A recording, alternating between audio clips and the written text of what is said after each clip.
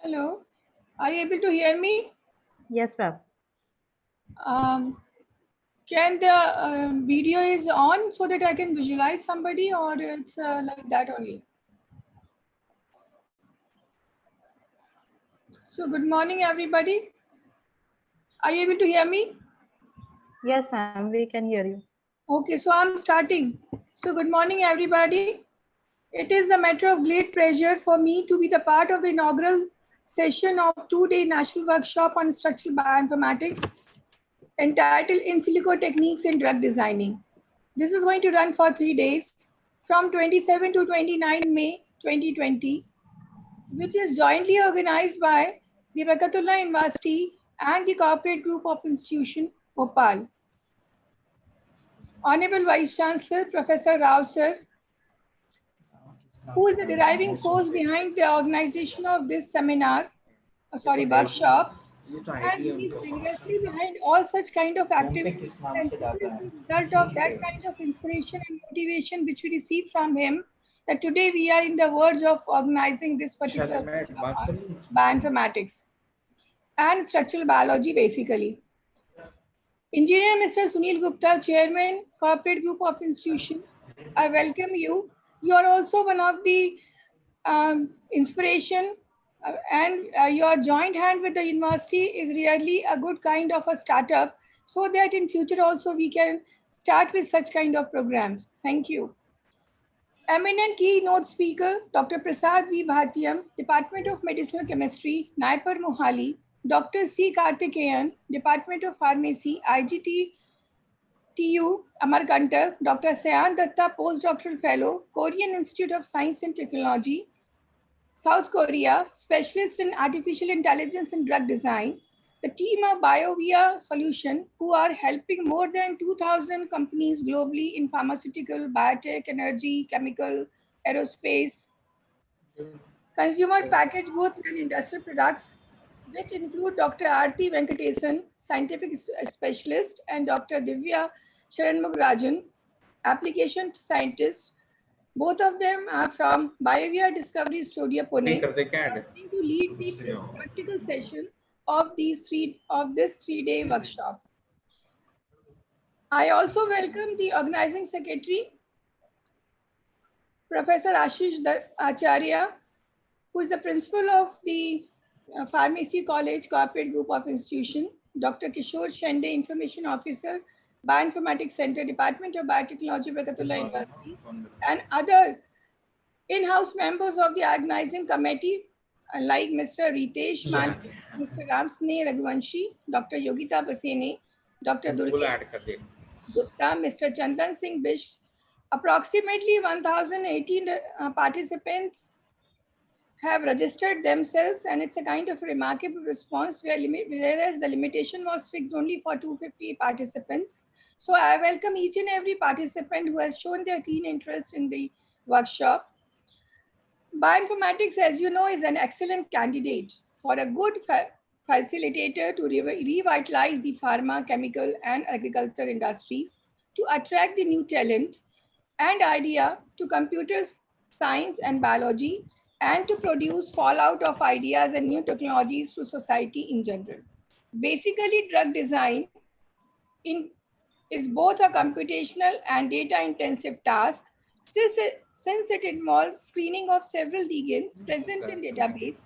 Further, depending on structural complexities, screening such compounds can take from a few minutes to hours on standard PC. Some common tools used for structural prediction, visualization, docking are, as you know, many of them. Some of them I can name like Discovery Studio Gold and Swiss PDB Viewer, etc. Then in silico methodologies have become a crucial part of drug discovery process. This is mostly because they can impart the entire drug development trajectory, identifying and discovering new potential drugs with significant reduction to cost and time. Drug discovery and development is an intense, lengthy, and interdisciplinary endeavor for pharma industry. The number of years to bring along from discovery to market to approval 12 to 4 years and costing 1.2 to 1.4 billion dollars. Today, the process of drug discovery has been revolutionized with the advent of genomics, proteomics, bioinformatics, efficient technologies, combinatorial chemistry, high throughput screening, virtual screening, de novo design, in vivo, in silico, admit, etc.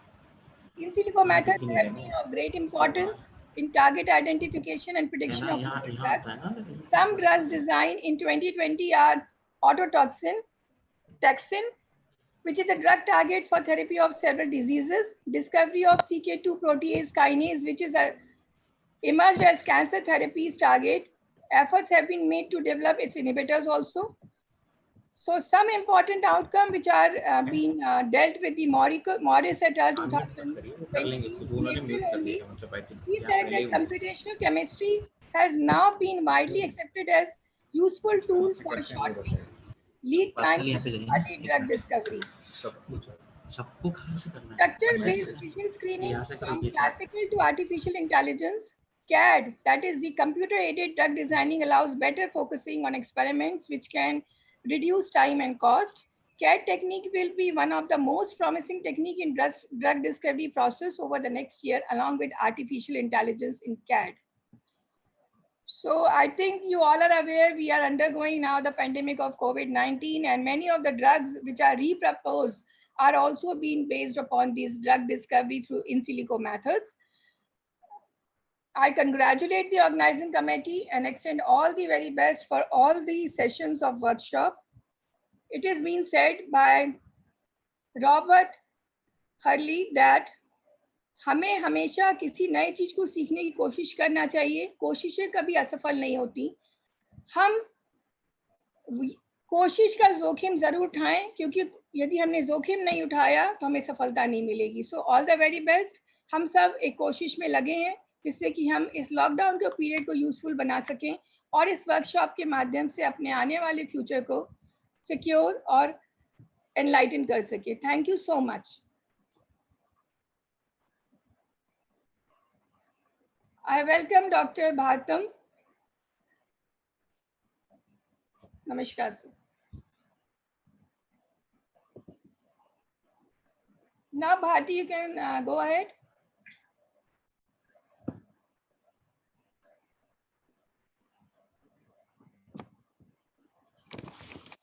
Hello, Bharti, can you hear me? Yeah, go ahead.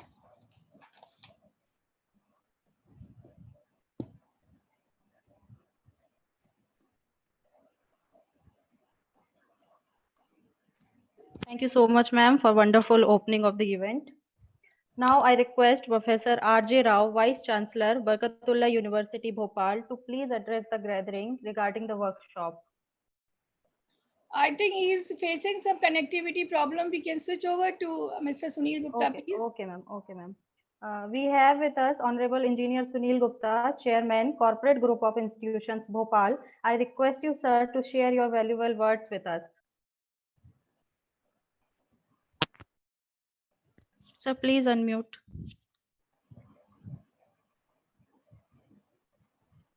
Sir, please unmute yourself.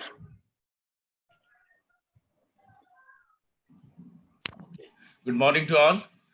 A great pleasure to be a part of this Zoom meeting, and there's a huge number of our participants are there. I would like to congratulate all the speakers or all the experts present here with this Zoom meeting, and the organizing committee, especially Mr. Ashish Acharya as a principal corporate Institute of Pharmacy. And this is the hard time for all of us. This pandemic, COVID-19, we all are facing different style of living in this whole environment. The changing environment is there. Now we have to start thinking of this changes about this living style, right from the students, those who are going to the schools, those who are going to the colleges, whole infrastructure working behind this, and medical infrastructure. This all has to revive. We all have to think about this. Our team should work in this direction for the medicinal invention. And mainly, I would like to say in India, there is a insurance policy. Medical insurance was not very much common for the people. Now we all have to think about the Mediclaim policies, because now we all have to think about this. And again, I would like to congratulate Mr. Organizers, and thank you so much for organizing this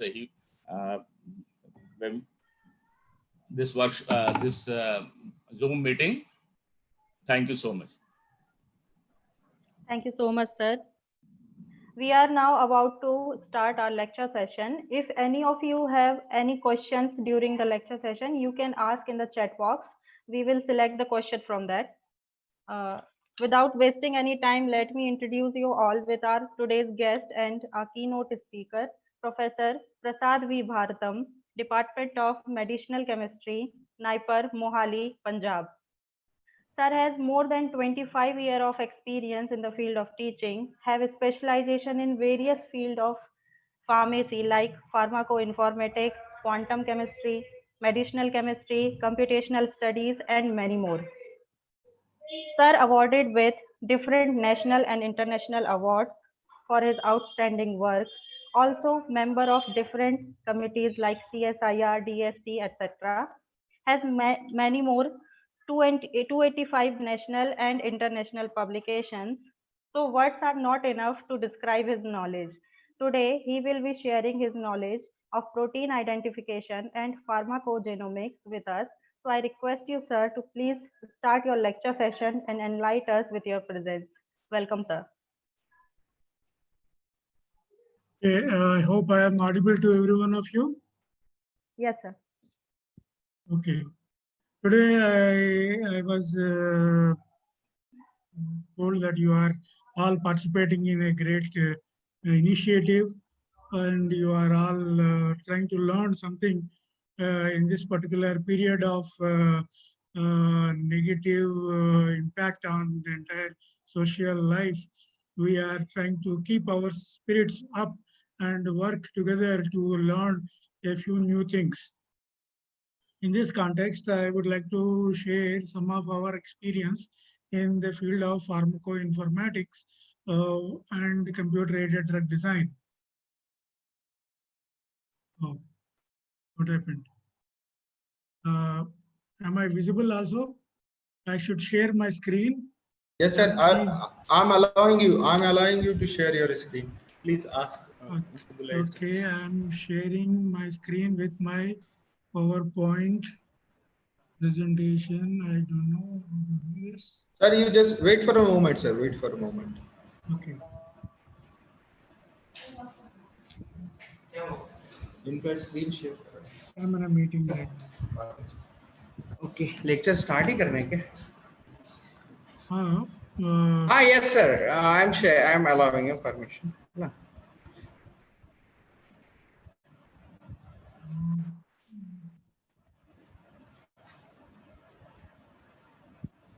Sir, you can share your screen.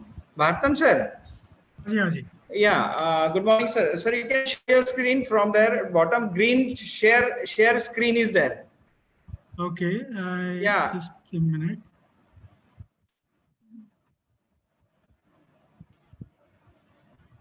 It's taking time. Sir, ये भी कर दो. हाँ.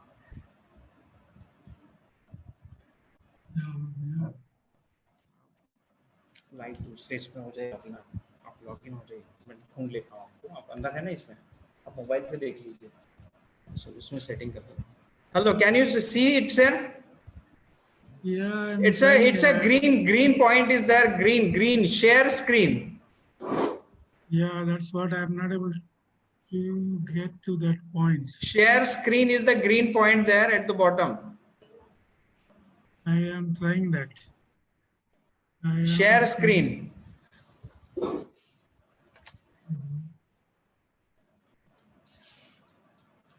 He's telling start Zoom again. Join in a meeting again. I'm already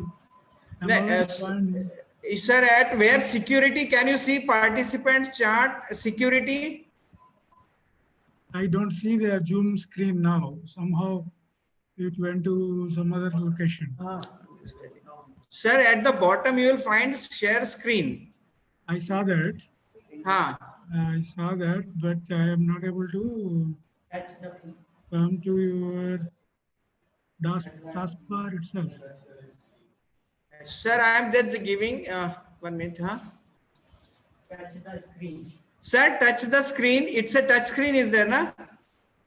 I don't have touch screen facility. So you are using. 1 minute. Hello. Just a minute.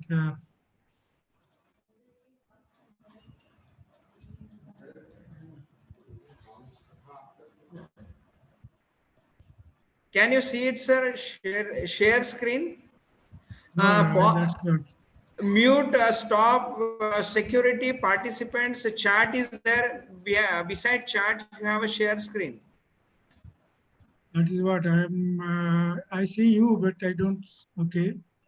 Okay. Now share screen. Yeah, sir. From there, you can share the screen. Share. Okay.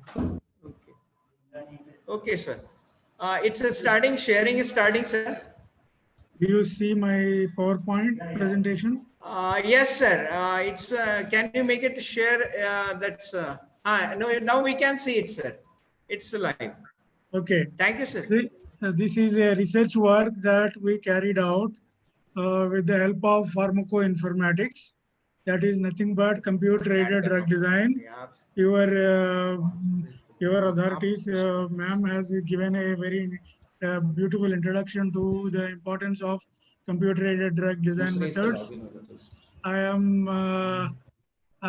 now going to give a lecture on the inhibitor design for the GSK3 beta.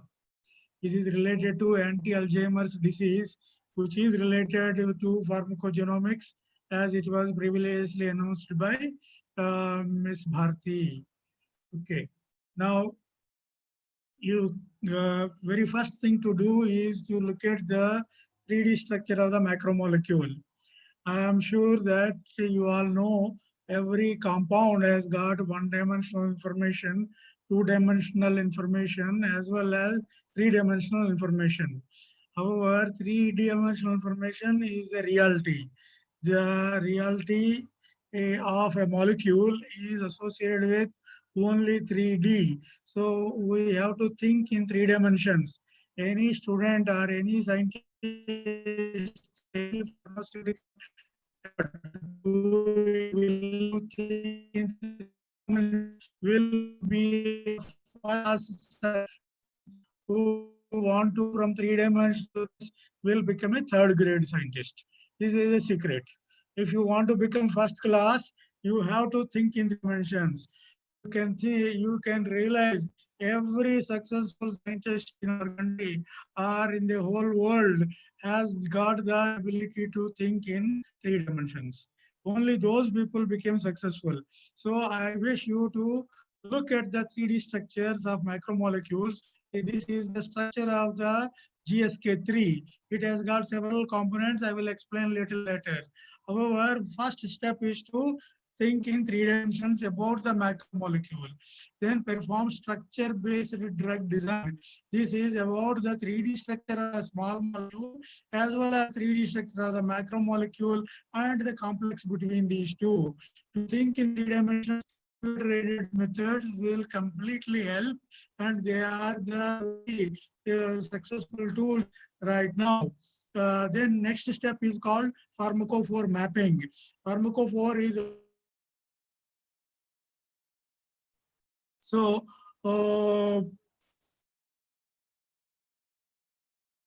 can you hear me? It says I am muted. Sir, No? sir, it's because of I am requesting everybody, please don't unmute yourself. Sir, you can speak, sir. Okay. Pharmacophore mapping is one of the important techniques in drug design using computer-aided methods. QSAR is known to most of you. It is taught in all B.Pharm colleges. It is quantitative structure activity relationship. And then another thing is molecular dynamics, because every three-dimensional structure of every drug and every macromolecule, they are not static. They are always dynamical. They are always undergoing some kind of a conformational change. When a small molecule enters into the cavity of the macromolecule, there is a conformational change in large molecule. Again, the small molecule also undergo conformational change. Likewise, we need to understand the dynamics of this. There is molecular dynamic simulations one can carry out. Over and above, we should be looking into the molecule. Surface of the molecule is different. Looking into the molecule is also important. To look into the molecule, we have the chemical method available. So using all these methods, quantum chemistry, molecular dynamics, QSAR, pharmacophore mapping, structure-based design, de novo design, virtual screening. Likewise, there are so many techniques within the gambit of pharmacoinformatics, which also includes artificial intelligence nowadays. All of them are very important to design compounds. Once we design compounds, I am showing you the early structure of compound which is designed. Once we have designed, we should be going to synthesize in the organic laboratory. Once we succeed in the synthesis, we go to the in vitro laboratory. Then we go to the in vivo laboratory. Then we proceed further and perform our research. So this is the flow of activities. Now, because I'm going to talk about kinases, I would like to tell you about the story of kinases. All kinases. This is called, this particular map on the right-hand side is called kinome. Kinome is a very well-known map which is telling you the relation between various kinases. Kinases are enzymes which are causing phosphorylation. They interact with the ATP. Once after ATP, they break one of the phosphorus oxygen bonds and release of the inorganic phosphate happens. This inorganic phosphate will be transferred to enzymes. That is called phosphorylation reaction. Kinases are the enzymes which cause this reaction, and this is the relation between various kinases. There are, for example, GSK3, which we are going to talk about today, is in this corner, in this branch of this particular kinome tree. And then, for example, tyrosine kinases, which are responsible for the anti-diabetic effect, are on this side. There is a large difference between the relations within the kinome tree between GSK and this. But CDK is another kinase which is in the same branch of the kinome. Means any compound which you are designing for GSK3 will also influence CDK2. That means it is sometimes is advantage, but most often it is a disadvantage. Because of that reason, we should be able to design GSK3 selective inhibitors for anti-Alzheimer's disease. It is also important for many other diseases, but Alzheimer's is one of the prominent diseases in which GSK3 has been implicated. So if I have to design a drug for GSK3, inhibitor for GSK3, it should also it also tries to inhibit CDK, and I should make sufficient effort to ensure that the compound which I am designing does not interact with CDK. That means I have to design selective GSK3 inhibitors. This is the challenge. When we try to solve this challenge, we face many difficulties and we have to solve all these difficulties. First, let us see what are all the known inhibitors of kinases. For example, AM1107 is an approved drug. Imatinib, dasatinib, these are very well-known drugs which are playing a role in the drug discovery. They are already anti-cancer compounds. Dasatinib, it is a kinase inhibitor. It is anti-cancerous. So we are interested in knowing further about these kind of lead compounds. Having said that, let us look at the GSK3. What is GSK3? It is implicated in the disease treatment of type 2 diabetes, Alzheimer's, bipolar disorder, cardiovascular disease, chronic inflammatory disease, even in malaria, GSK3 which is playing very prominent role. For example, PFGSK3, Plasmodium falciparum GSK3 is important for malaria, whereas HGSK3, that is human GSK3, is important in Alzheimer's disease. These are all some of the details. Now let us go into the 3D structure. 3D structure of GSK3. As I told, we have to think in 3 dimensions. 3 dimension means it is slightly more complicated. It is okay. Sometimes more complexity is helpful to us.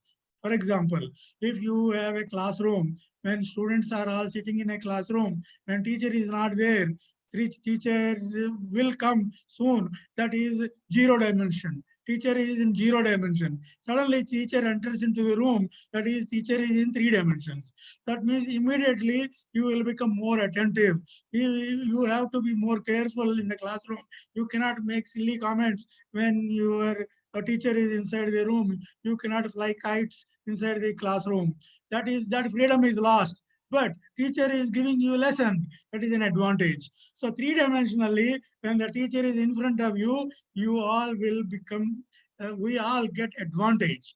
Though some freedom is lost, it is okay. Losing freedom is okay. So 3 dimensions is a little complicated than 0 or 1 or 2 dimensions. We have to spend time in grasping the 3-dimensional structure of any macromolecule. For example, in this particular GSK3, there is N-terminal domain, which is consisting of several beta sheets, whereas the C-terminal domain is consisting of several alpha helices. There is a hinge region between the N-terminal domain and the C-terminal domain. ATP binds in this particular region between the N-terminal and the C-terminal. There is a location, there is a catalytic triad here. This is 3, that means 3 amino acids having the same charge. They want to bind to PO4 2- of glycogen synthase. For that reason, these 3 amino acids are very important. And there is active loop is there, activation loop is there. It is always very flexible. And then there is a C loop is there. This is responsible for holding the drug in the right location after conformational change. So we have got to understand many things about this particular 3D structure. A metal binding domain is there. Then there is allosteric binding domain is there. Likewise, there are several binding domains in this particular enzyme. Now, let us go to the previous slide. Okay, this slide. You can develop drugs for this particular, if not drugs, at least inhibitors for this particular enzyme in many ways. Inhibition by metals is one option. Inhibition at the ATP binding domain is another option. Inhibition by binding at the catalytic triad is the third option. Inhibition by binding at the substrate binding domain is the fourth option. Irreversible inhibition at the cytochrome, at the cysteine 199 is another important option. Then peptide-like inhibitors is one option, and then you have options related to the other side. These are some of the compounds which are already suggested for the inhibition. These are all first line, not first line, these are all the first generation inhibitors that were suggested for GSK3. 2D structures are available, 3D structures are also available. We can easily convert between 2D and 3D about these molecules, and we can dock these molecules. We can perform pharmacophore mapping, we can perform QSAR, we can perform quantum chemistry, we can perform molecular dynamics. All this is possible, but none of them have become drugs, because they are showing side effects. Most of them are interacting with CDK2 also. That is the danger. If they are interacting with CDK2, that means they are not interacting with GSK3. And as a result, the chances are very high that even if you give large doses of the drug, the compound may be not efficacious inside the human body. So these are all dropped from the drug discovery process. But these are all considered as the lead compounds for the second generation of GSK3 inhibitors. So likewise, these are second generation GSK3 inhibitors.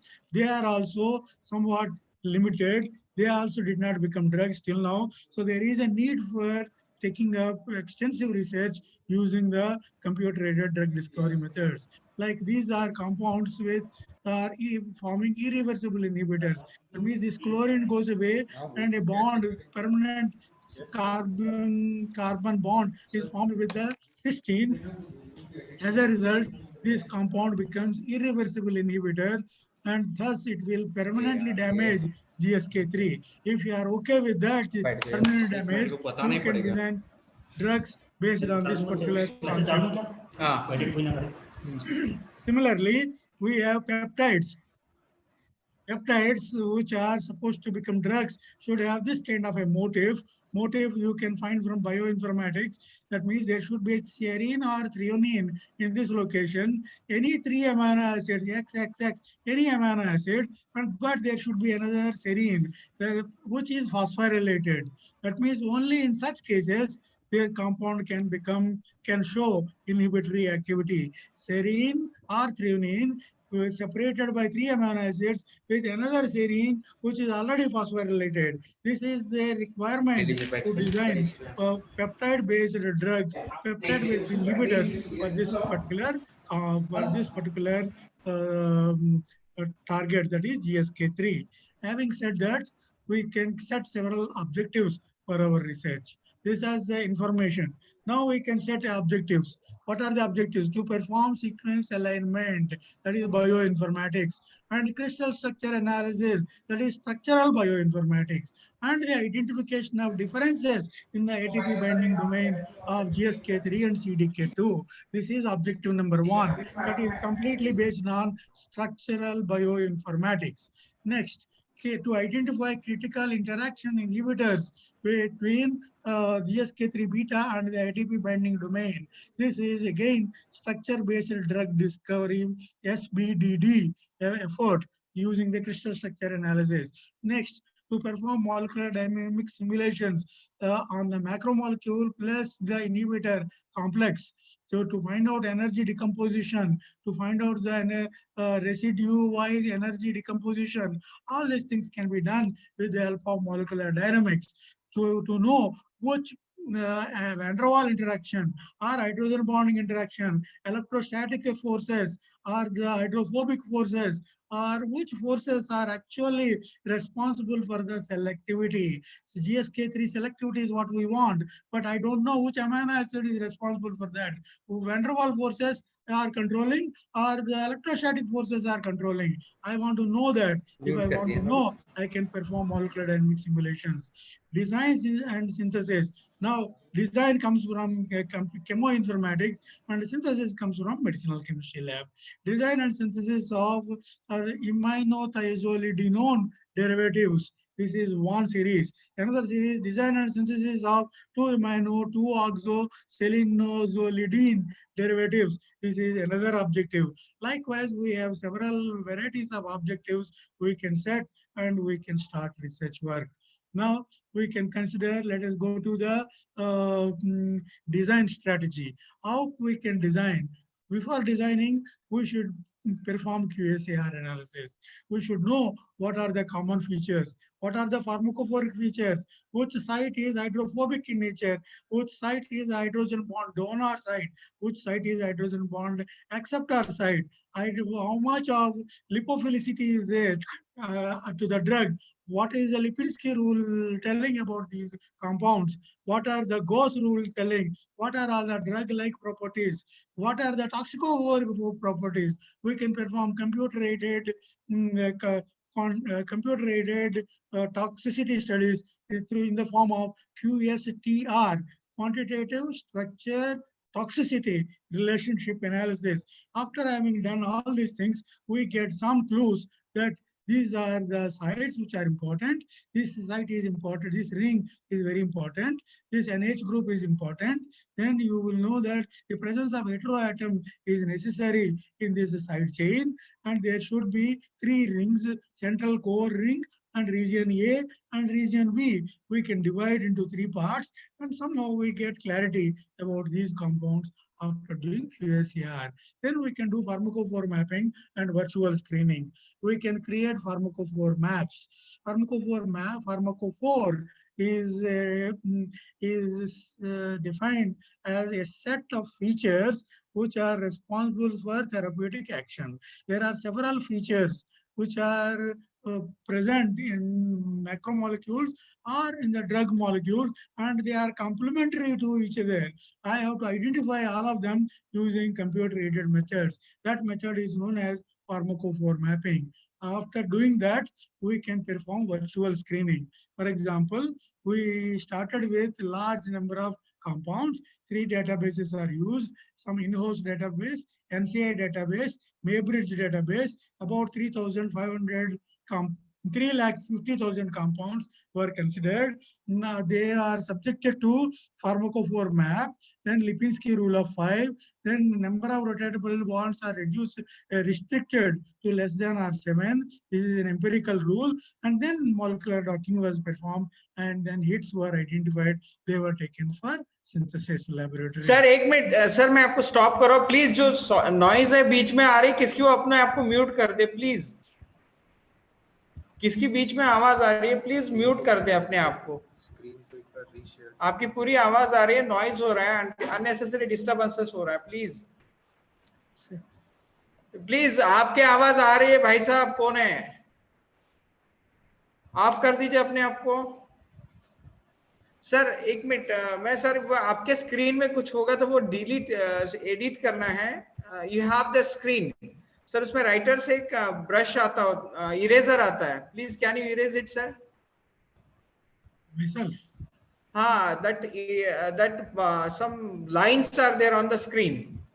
Okay. Restart कर दीजिए. Yeah, can you restart the screen sharing again by ending it? Okay. The lines, some drawings are there on the screen. Stop share. And then? Now again share the screen, sir. Okay. Yeah. Okay, let's go back. आवाज वहां से आ रही है क्या? Okay, sir, it's now clear. You can share. Thank you, sir. Okay, this is a virtual screening strategy.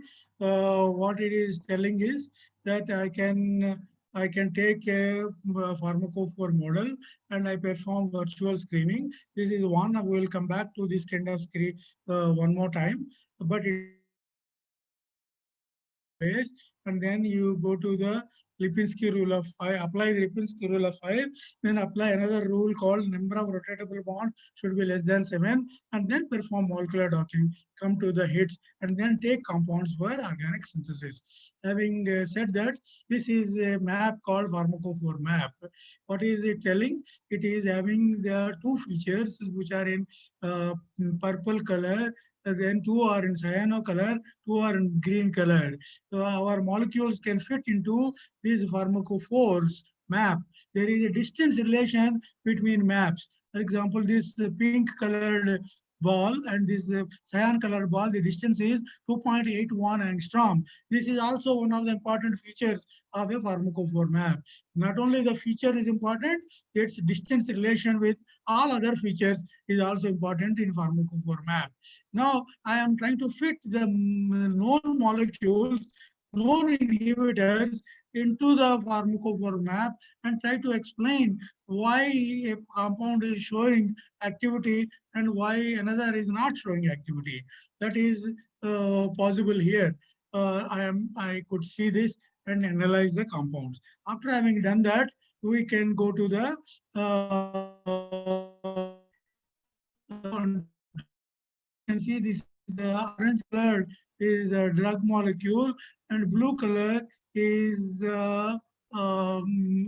protein, and green color is also protein. These are the 2 units of the protein and 1 unit of the drug molecule are shown here, so that it is somebody else is showing the drawing something here. I'm not drawing. Something is happening on the screen. Anyway, I can declare docking results. Having done that, I should be able to see the pharmacophore map and see whether the pharmacophore map is properly working or not. Initially, we created the pharmacophore map as in A here. Here, this one is showing that pharmacophore map is good enough, but not completely satisfactory. We have to improve this. We have to add one more feature. Adding this feature, just distances between the pharmacophoric features, created another pharmacophore map, that is C. C is more appropriate than A and B while creating the pharmacophore map. Then how the molecules are fitting in the pharmacophore map C, we can observe this particular figure, and then we can see that there are compounds which are showing say 76 nanomolar. Such compounds are already known. Now these are the clues with which we can start our drug discovery process. Now we can go ahead and analyze the three-dimensionally what is happening when the drug is entering. Look at this. In the case of CDK2, there is this particular IUD is present. In the case of GSK3, there is arginine 141 is present. So you can see that in the case of CDK2, the size of the cavity, this is three-dimensional space. This is a surface property. Surface of the macromolecule is shown, and the drug is shown with a small ATP binding domain. So the drug is shown using the ball and stick models. Now you can see very clearly in the case of CDK, there is a bridge between lysine 18, isoleucine 10, and here this ascorbic acid here. And this particular salt bridge is responsible for the smaller size of CDK, whereas there is no salt bridge because of arginine. This salt bridge and there is a larger size for the GSK3. That means we can know the macromolecule and 3D structure of the small molecule and find out the interaction between these two and realize that the size of the cavity in CDK2 is much smaller, whereas the size of the cavity in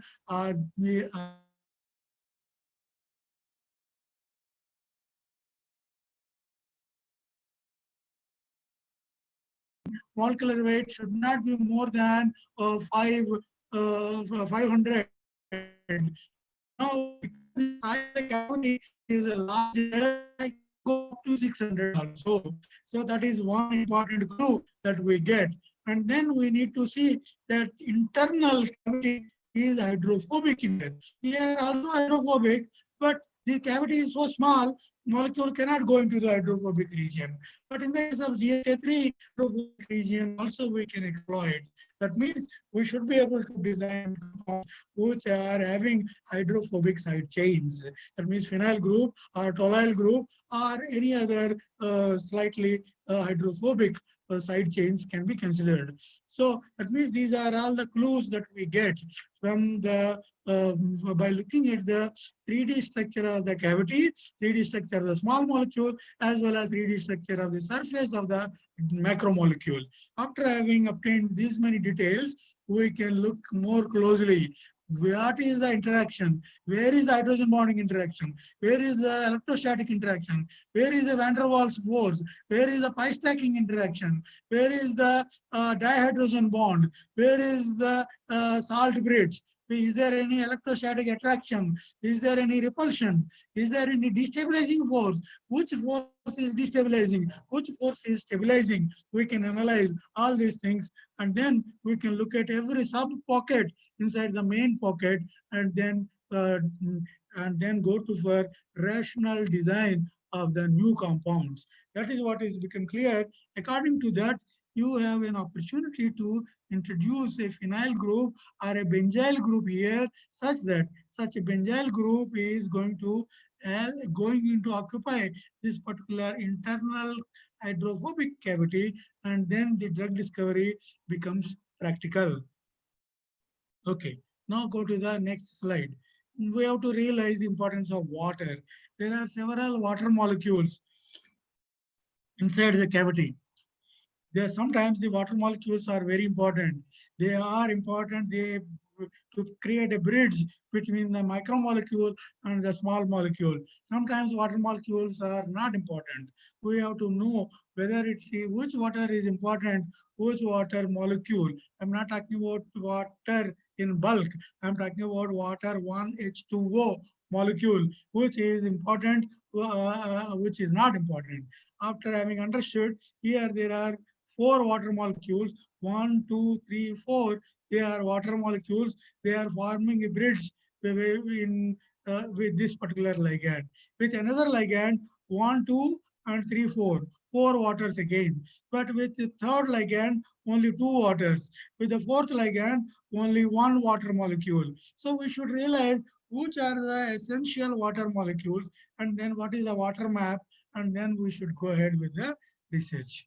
Then we should also do this kind of sequence analysis that is coming from bioinformatics, and identify which particular amino acid is present in CDK2 and which is absent in GSK3, which is present in GSK3, which is absent in CDK2. That became clear that arginine 141 is the most important, crucial amino acid for the selective inhibition of GSK3 beta. That can come from, likewise, these orange colored. These are important for selectivity. We should try and pay attention to these things. Now, these are all the already known ligands we have seen once, and then some of them are selective in nature. Why they are selective, we want to know. For example, if we do molecular dynamics, we get lots of information. Molecular dynamics is a 3-dimensional computational model where we give forces to each and every atom and ask them to settle down. In the process, we will come to know which particular interactions are more important than the earlier understanding. So we should be able to perform molecular dynamics for a period of about 100 nanoseconds. So that means we have to spend about anywhere between 7 days to 1 month of our computer time to understand which interactions are important, which interactions are not important. This particular slide is showing here that there are 12 ligands have been considered. Out of the 12 ligands, to know which is important, the first ligand, number 1, is showing that it is stabilized inside the cavity of the macromolecule due to the electrostatic forces. That is the purple color is electrostatic force. Here it is written here. Then the yellow color is due to van der Waals force. That means van der Waals force as well as the electrostatic force are stabilizing the ligand inside the cavity of GSK3. Whereas in ligand 2, the electrostatic forces as well as the electrostatic forces as well as the van der Waals forces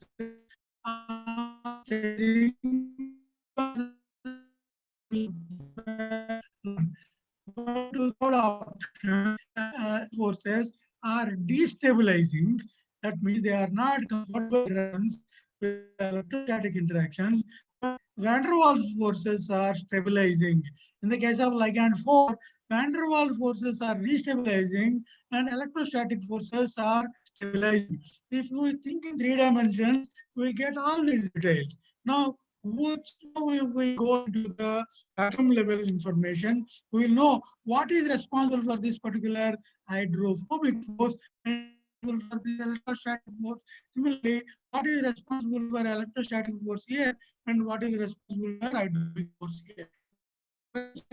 We can analyze and we can actually get the information like 3 and are provide more and like 1 and get 2 for further drug discovery and further drug optimization and lead optimization.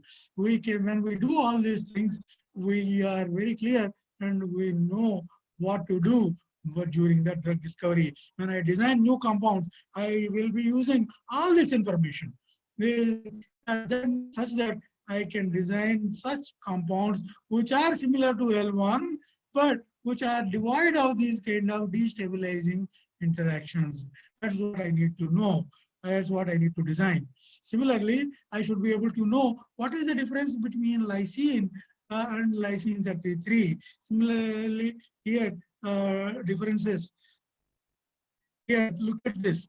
Arginine 41 says lysine 89. The differences, for example, arginine is providing very strong stabilization force with L1, N1, and N2. Lysine is providing very small stabilizing force. That means that is the difference. The arginine versus lysine are indeed responsible for the drug discovery. These are the clues. If I focus on interactions with arginine 141, I will be designing selective GSK3 inhibitors. Once we get this, we should be completing conclusions from this. 5 or 6 member rings are required during the next design with hydrogen bond donor and hydrogen bond acceptor group. That is essential pharmacophoric feature. The back pocket of the, in case of GSK3, is guarded by leucine 132. So I should be able to design compounds which interact with a leucine 132. And then I should avoid interaction with phenylalanine 80. Then similarly, I get many clues. So using these clues, we design new compounds. These are the compounds which are originally designed and docked inside the cavity. During this process, it became clear that these are the new functional groups which were not considered earlier by any scientist for GSK3 inhibition. That means this is giving you IPR also. If you design this compound, you will have clear IPR for GSK3 inhibition. So this is good advantage. After performing molecular docking, some of them are removed and a few are continued. Glide, Gold, and Flexes. These are the softwares. These are the software which can be used for the selection of the designed compounds. And these are the selected compounds on the original list. 10 best fragments were considered here. After that, taking those 10 fragments, we can design many other ligands and try to dock them again. Then try to synthesize them. So once we wanted to synthesize this compound, in this process, it became clear that we start with this aniline and treat with the bromo derivative. HBr will go away. CN bond is formed in the presence of DCM at room temperature. And then once you treat with ammonia, with a simple acetic acid in water, this compound gets acetylized, and this ammonia acetate, the KCN is also there. So this amide group is introduced at this nitrogen, and then the formation can be done. Once this ring is formed, we can condense with something. We have completed this reaction up to this point, but this condensation has failed. So this is not allowing us in designing, synthesizing the identoins. So we need to design a strategy. Go ahead and plan to synthesize them, first generate this ring and then this is a new strategy. Using this, several compounds were designed. So initial yield was very, very small, but with in sodium acetate and reflux conditions, after 72 hours, we got the yield of the compound up to 80 to 90%. Once we get this, we are happy and we went ahead and after having synthesized the compound, again you verify with the help of the molecular docking why they are showing interactions, what actions are shown newly designed compounds, newly synthesized compounds, and what are the IC values of are they promising or not. For example, IM6 giving greater than 500 nanomolar activity. That is sufficiently promising. Now, IM2 is showing 18 nanomolar activity. IM24 is showing IC50 of the 84. That is also very nice. Now that is done. Now we go ahead and design more molecules. Design more molecules. The internal hydrophobic is to be exploited. So keeping that in mind, you introduce R1, which is hydrophobic in nature and it has to synthesize many compounds. After having done that, we get many new lead compounds. These lead compounds, many new compounds synthesized, more than 60 compounds came into picture, and then we go ahead and test them using biology. This biology was also done in NIPER. This biology is not very difficult, but it is not easy also. This biology is not by creating a biological assay, but by purchasing a biological kit. There are kits available for GSK3 inhibitory activity measurement. You purchase this, each kit costs about 1 lakh and you can test 5 compounds. You have 60 compounds. How many kits are required? 12 kits. You have to perform the reaction 3 times. That means 3 into 12, 36 lakhs. If your college principal is ready to offer this about 50 lakh rupees, you can easily do this biology. Now, that is what is a biological reaction that we need to measure, whether the phosphorylation happened or not. If the phosphorylation happened, the FRET, that is fluorescence resonance energy transfer experiment, give one kind of a peak in fluorescence, and if phosphorylation does not happen, it gives you different peak, because based on these peak positions of the fluorescence spectrum, we can understand whether inhibition is taking place or not taking place. Based on the inhibition if inhibition is taking place, can I calculate the IC50 value? This kind of analysis can be done. It is not easy, but it is not very difficult also. One can do it in colleges like your college also. Now, once you do that, we get the results. The results are telling the inhibition by TZD3 is complete. TZD1 is not sufficiently inhibiting. So TZD3 is good. BTZD8 is sufficiently good. BTZD4 is also okay. And BTZD12 is very promising. And BTZD13 is also promising. All other compounds can be ignored. So when we go to that and find out the IC50 values, it becomes clear that T3 is showing IC50 in the range of 27 nanomolar, T4 is showing in the 40 nanomolar, and BTZD2 is showing 24 nanomolar, and you continue, BTZD5 is showing IC50 value in the range of 2 nanomolar. That is tremendous. 2 nanomolar activity means you have a very promising compound for inhibiting the GSK3. Now we are very happy, we can celebrate. But we are not yet proven selective inhibition or not, because this is the inhibition of the GSK3. These compounds can inhibit kit, but we have to perform more work. We have to purchase the CDK kit. We have to spend another 50 lakh rupees and test whether our compounds are selective against GSK3 versus CDK2 or not.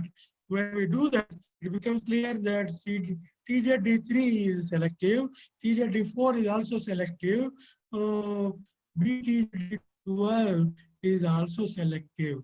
The difference is very large. That means these three compounds can be taken for further research and further patenting. We can go to patenting, and that is what is in progress. Now we can design many more compounds, we can synthesize many more compounds, and we can get better compounds. Likewise, this is the most promising compound with 2.1 nanomolar activity. We can synthesize many compounds. Once you have the clue, the rationale, if your homework is thorough, if you have spent sufficient amount of time using 3D analysis of the compounds, using docking, using dynamics, you know the secrets, you know the internal details, you know how the drug interacts with the enzyme, how the inhibition takes place. Once you know, the rest of the work is easy. Synthesis, you ask, there are several experts in our organic chemistry is excellent science in India. There are almost 1 lakh expert chemists are working in organic chemistry in India. You can take suggestions from any one of them and synthesize many series of compounds and go ahead and do that. Now, I would like to conclude here. I would like to tell that quantum chemistry is useful to look into the molecule. This is called internal structure. For example, you want to know some details of your friend in your class. He is regular in class, you know him, he is attending all the classes, he is getting good marks. That is all public information. Suppose you want to know how much is his bank balance. Suppose you want to know how many acres of mango fruits are coming out of his father's farming. Are they being exported to Mexico? Are they being exported to USA? If you want to know those details, you have to make close friendship with your person. You have to go look into the details of your friend's financial situation. So that means you are looking into your friend. To do that, you have to do extra work. Quantum chemistry will help you to look into your molecule. That is, which are the molecular orbitals? Where are the electrons? How much electron density is there? What are the partial charges? Which molecular orbital is ready to excite in terms of UV spectroscopy, in terms of vibrational spectroscopy, which orbital is helping? All these details you can get from quantum chemistry inside the molecule. Molecular docking, it will tell interaction between macromolecule and the small molecule. You can know with the help of molecular docking. QSAR, what are the sequence of molecules, and then what are the common features among these molecules, quantitative structure activity relationship, and what is the relation with your pharmacology. That is what is coming out of QSAR. Virtual screening is telling large database of molecules you start and reduce them to start with 5 lakh compounds, reduce them to 4 lakh, then 3 lakh, then to 20,000 compounds. After that, you put more then compound, reduce the mean. After that, you do QSTR study, the toxicity study, then reduce them to 70 compounds. Then you go to organic lab. You cannot synthesize 5 lakh compounds. You can synthesize 70 compounds. So you do that exercise, US lab, and then you will go to virtual screening. Then you will be able to go to organic laboratory. Then molecular dynamics will tell what is the free energy change, delta G0, what is the electrostatic component, what is the van der Waals component, what is the lipophilicity component, what is hydrophobicity component. All these details can come from molecular dynamics. Then you go to organic synthesis. It is neither difficult nor easy, but it is a beautiful science. We can enjoy all these sciences Once we do thorough homework, well, then we go to biology. You do not need 5 crore 5 crore rupees. You can do the work with only 50 lakhs biology. So that means computer thorough homework is reducing your cost at the biology level. Thorough homework will reduce your cost of animals. You do not need to sacrifice many animals if you use computer aided methods. If you follow the pharmacoinformatics method, if you do thorough homework, you will be saving animal life very much. So then repeat the work iteratively, you will certainly get excellent compounds. Identify new lead molecules for drug discovery. This is what has been done in NIPER. We are doing it every day, many ways. And these are the friends who helped me. These are all the people who carried out PhD at NIPER. They are still, some of them are still there. Like these people are still ready to get PhD degree. These are all the people who have done lots of work. Mostly work was done by Dr. Minhazul Arfin. He had done synthesis, biology, and modeling, and he is an excellent scientist. He is already 5 years old experience he has in teaching in Saudi Arabian University. He is making lots of money also, and he is one of the top class scientists in drug discovery science today. Okay, now I would like to conclude with thanks. I thank you all. But before stopping, I want to tell you that you can do most of the computer-aided work from your home. Government of India is inviting you all. All pharmacy colleges are invited. Government of India, starting from June 1st, they already set up in the website, hackathon, COVID-19 drug discovery hackathon. Please note down, COVID-19 drug discovery hackathon, HACKTHAON, hackathon.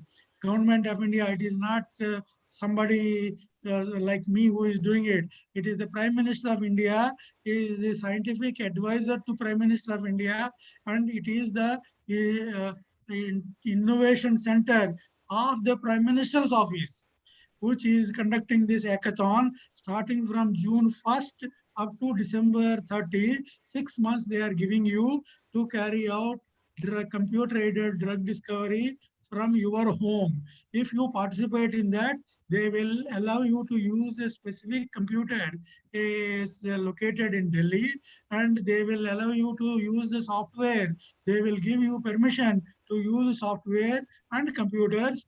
You sit in your home, you will use your lockdown period and perform drug discovery research. The website is there. You can simply type these words. You will go and get these hackathons developed by Ministry of Human Resources, National Innovation Center, and Prime Minister's Office.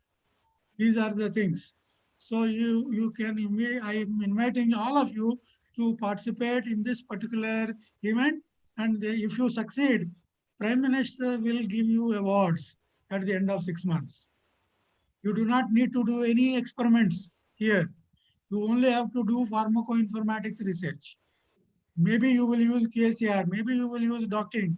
They have already prepared 72 problems. Any one problem you can solve. If you solve successfully, you will be getting an award, cash award from the hands of Prime Minister himself in January 2021. This is a challenge. Prime Minister is giving to you. I am only communicating with you through using this particular platform with the permission. I did not take permission from the organizer, but I hope they have given permission. No, sir. I'm there for you, sir. Yes. Thank you so much, sir, for being with us. I really want to extend my greetings to you that just on a phone call and an email you have accepted our invitation just for the sake of this epidemic age where we all are fighting for our well-being. and sharing your valuable knowledge with us, especially encouraging all of us and the participants for getting involved in the hackathon. We being aware of this, but just to remind you, made us ensure that we will participate in that hackathon, and wherever we need to have your experience, we'll always get into touch with you and explore more and more from you, sir. Thank you so much. You just reminded me my MFOM phase, where I had spent my time in Naipur only for 15 days, explore that library and lab. And thank you so much for all, sir. Thank you. Thank you. Okay, any doubts if you have?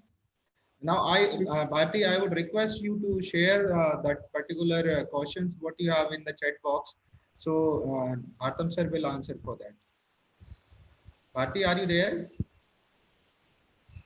Hello? I think she is muted. Will unmute her.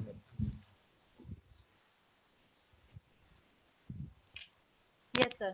Yeah, please, Bharti. Yes, sir. First question is, what is Lipinski rule? And if the drug does not follow the Lipinski rule, then what will happen? Yes, Lipinski rule is an empirical rule which is created by Professor Dr. Lipinski working in Pfizer in the year 1997. What he found is that a set of empirical rules are being followed among the drug molecules. Any successful drug is following 4 rules, which are he thought they are a few numbers which are multiplicable of 5. That's why he called it as the Lipinski rule of 5. And then what he said is that if a drug molecule, almost all the drugs are following that the molecular weight is generally less than 500, and their number of hydrogen bond donors are 5, number of hydrogen bond acceptors are 10, and their log p value is less than 5. These are the 4 rules. If these 4 rules are followed, if for any compound which I am designing, then the chances are very high that it will be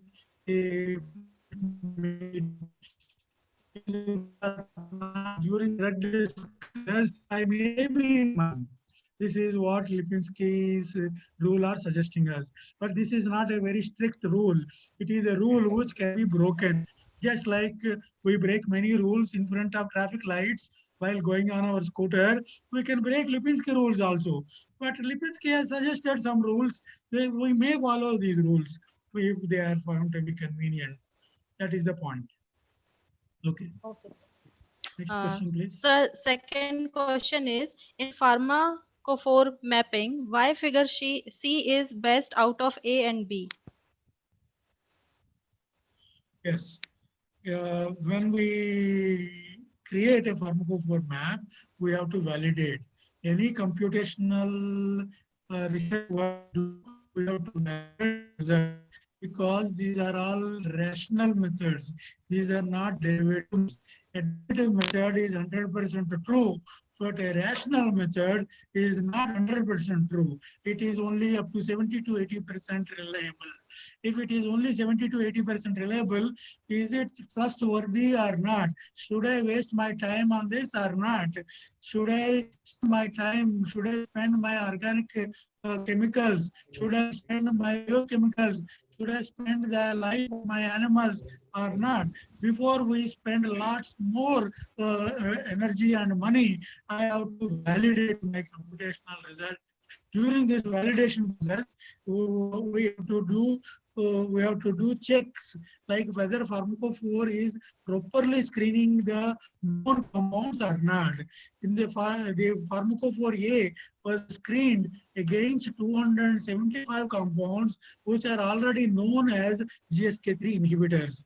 Pharmacophore A has screened for 120 compounds as successful compounds. It has screened successfully 120 compounds.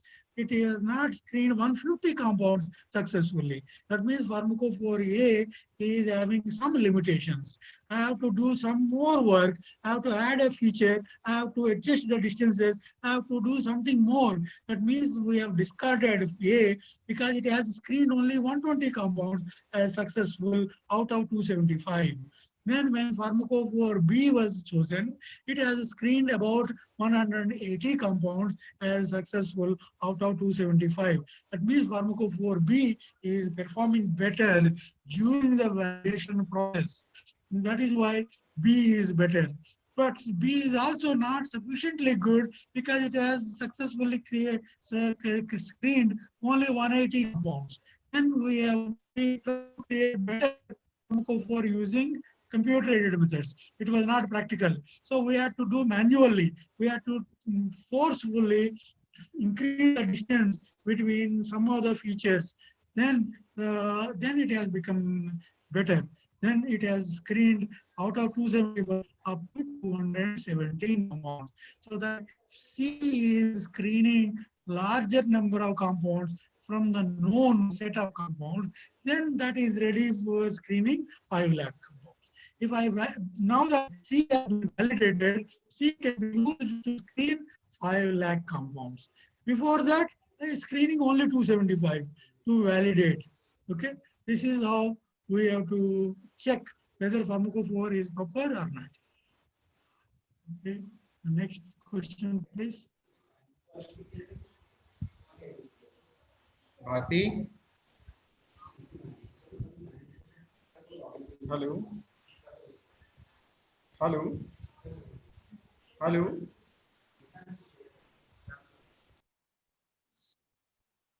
I think she got disconnected.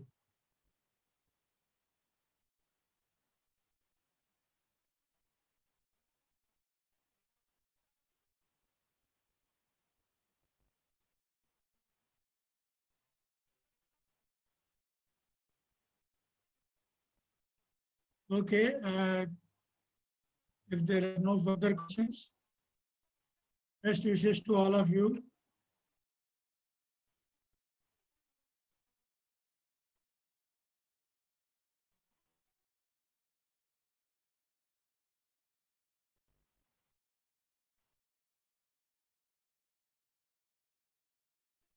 I think you are muted. You are not audible. Now, is it audible, sir? Yes, Hello? yes. Yeah, sir. Yes. On behalf of Corporate Institute of Pharmacy, Department of Bioinformatics, Barkatullah University, I extended my thanks to you. Thank you so much for sparing your time with us, sir. Thank you so much. And one more thing, sir. Thank you so much for your encouragement to get participated in hackathon. Okay. Best Thank wishes you. to all. Thank you. Thank you, sir.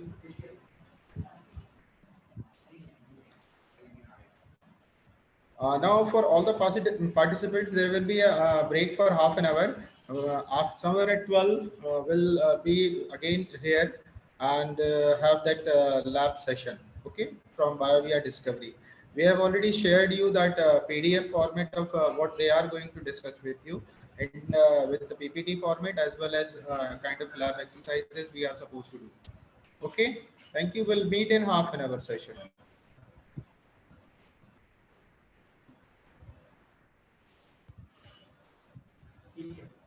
Computer